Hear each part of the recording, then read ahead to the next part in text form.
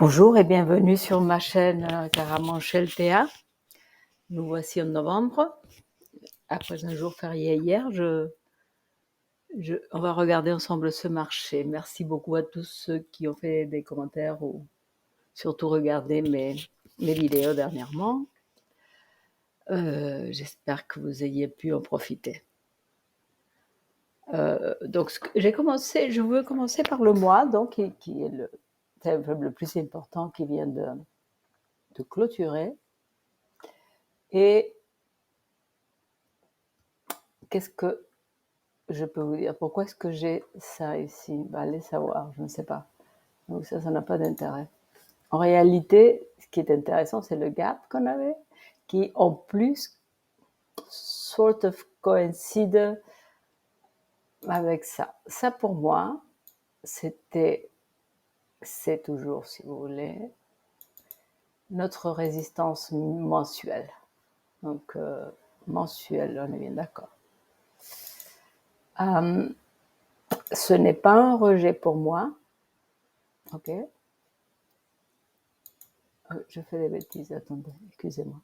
Je voulais mettre que c'est indiqué ici que la visibilité est juste pour le mois, parce que autrement on va se retrouver avec ça partout. Ok, donc ça pour moi, ce n'est pas un rejet, on est bien d'accord. C'est que la résistance a bien tenu. Bon, on va la tester pour la première fois. C'est plutôt haussier et plutôt positif. Ensuite, on a le 9 qui est passé au-dessus du 21. Ça, c'est aussi très positif. Si je regarde les indicateurs, on a un changement ici, on va regarder exactement, mais c'est clair que notre volatilité est passée au-dessus de sa moyenne mobile. Et il est certain aussi que on avait déjà marqué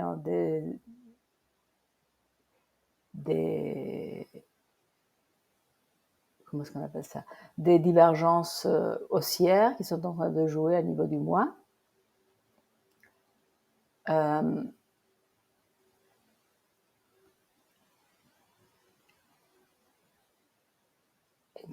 Le stochastique qui est très élevé, mais très, très haut, et c'est normal. Le RSI qui ne fait que rentrer dans la zone bullish. Donc, le mois pour moi est haussier. Rien n'invalide ce qu'on avait déjà vu ces derniers temps. On a bien un haut plus haut. Okay, dans le pire des cas, même si on retraçait ici, on aura fait un haut plus haut que celui-ci. Donc, je vais également marquer ça. Donc, ici, à niveau du mois, une clôture au-dessous de 30 336 à niveau du mois serait pour moi pas très sympathique. Mais n'importe quel mouvement qu'on aurait ici restera constructif. Cela étant dit, souvent ça ne se passe pas comme ça, et ça se passe plutôt comme ici. Donc on a au moins deux mois assez fortement haussiers avant d'avoir une éventuelle correction comme on en a eu là, il y a plus de 2 ans. Voilà, donc haussier à long terme. La semaine, ça n'a pas de sens. Le 5 jours, oui, parce que ça a clôturé, si je ne me trompe pas, hier. Ouais. Donc, je vais agrandir ici. Et les 5 jours qui étaient aussi avec où on avait... Ça, je ne me rappelle plus pourquoi je l'avais fait ça. Je vais le lever quand même. Qu'est-ce que je voulais regarder ici? Donc, le 5 jours est venu buter contre le bas du gap. Et hier, on va en parler tout à l'heure, mais en réalité, on est venu tester à l'intérieur. Et ça, dans la journée, ça a baissé. Donc aujourd'hui, on va en parler tout à l'heure. La journée d'aujourd'hui, pour moi, elle est intéressante à regarder. Ce sera assez déterminant pour ce qu'on peut espérer. Ici, si vous vous rappelez, on va le voir, je crois, un peu plus bas, ça correspond à 1,212, 1,414, donc des Fibonacci.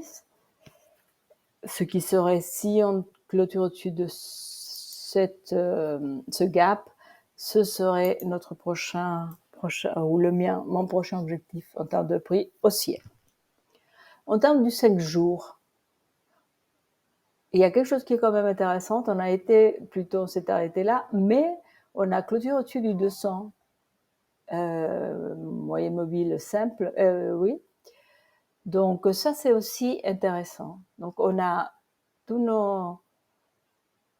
nos moyennes orientées à la hausse, parfaitement alignées du 9, 21, 55 en bas. Le Bitcoin a clôturé les 5 jours au-dessus de sa moyenne de 200 simple. Donc tout ça est plutôt bullish. Si je regarde maintenant volatilité qui commence à être assez élevée, intéressante, mais en réalité, pour avoir des mots, il faudrait, pour pour complètement vider de son sens la volatilité, il faudrait qu'on arrive très près du 100. Donc pour le moment, on n'a pas ça. Pour le moment, cette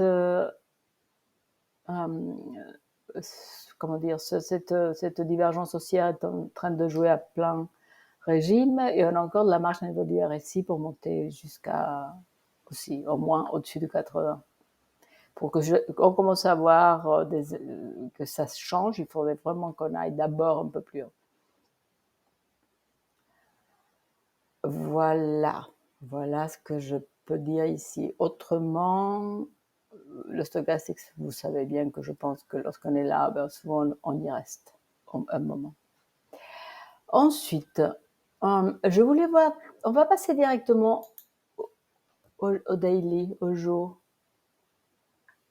Parce que ici, c'est vrai que je te dis, c'est important. D'une part, on est venu pratiquement clôturer le gap. Écoutez, on a été ici jusqu'à pratiquement 36 000. Donc, il faudrait vraiment, pour totalement clôturer 36 000, presque 200, est-ce que c'est important? À mon avis, non.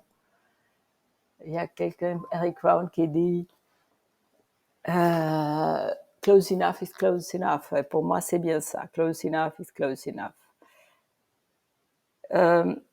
Donc, est-ce que donc là, ça c'était commentaire. La volatilité qui baisse un peu, c'est pas mal. On peut consolider là. Il faudrait clôturer au-dessous de 35 000 pour 35 033 pour que le stochastique baisse. Mais ce que vraiment compte pour moi, c'est que si ça continue comme ça, ou si ça baissait jusqu'ici, on aurait un haut ici, et là, le RSI serait plus bas. Donc, on serait en train de construire une divergence baissière. Donc, ça va il faut le changer, ce sera du rouge. Et on est sur le daily, n'est-ce pas? OK. Et, écoutez, là, peut-être on pourrait voir vraiment une petite correction. Petite ou pas petite, non, une baisse. Qui pourrait venir pour que 32 000, à mon avis, on reste là dans les 32 000, 32 500. On pourrait venir toucher là une clôture. Pour moi, le 32 500 comme clôture reste d'actualité.